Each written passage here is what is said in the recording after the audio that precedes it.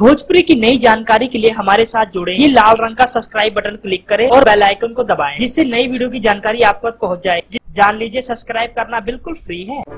Bhojpuri industry है खतरे में। दोस्तों, आपको बता देना चाहते हैं, सुपरस्टार पवन सिंह और खेसारी लाल यादव को बदनाम करने के बाद भी सुपरस्टार खेसारी लाल यादव ने हाथ जोड़कर अपने फैंस को नमस्कार किया और उन्होंने इस बात को ना फैलाने का रिक्वेस्ट किया। दोस्तों, उसके बाद ये प्रॉब्लम सॉल्व नहीं हुई, एक दूसरी प्रॉब्लम जो कि पवन सिंह को परेशान करने लगी। दोस्तों, आपको बता दें, मेरे रश के कमर, इस गाने को लोग बहुत बड़ी मात्रा में पसंद करें। लगभग 20 लाख लोगों ने इन गानों को सुना है। दोस्तों, आपको बता देना चाहते हैं, भोजपुरी के सिंगर पवन सिंह की इस समय बहुत मुसीबत में आ गया है समय। दोस्तों, इस समय पवन सिंह का समय बहुत मुसीबत में आ गया है। एक आदमी जिसका कहना है पवन सिंह के जैसे सिंगर पंजाब और हिमाचल की गलियों में मिलते हैं। दोस्तों, आपको बता दें, उस समय इस आदमी ने लाइव होकर ये बात कही कि पवन सिंह की इस गाने की कोई औकात नहीं। उन्होंने बताया कि पवन सिंह गाना गाने के लायक नहीं है। जहां दोस्तों एक तरफ 20 लाख लोगों ने लगभग देख लिया इस गाने को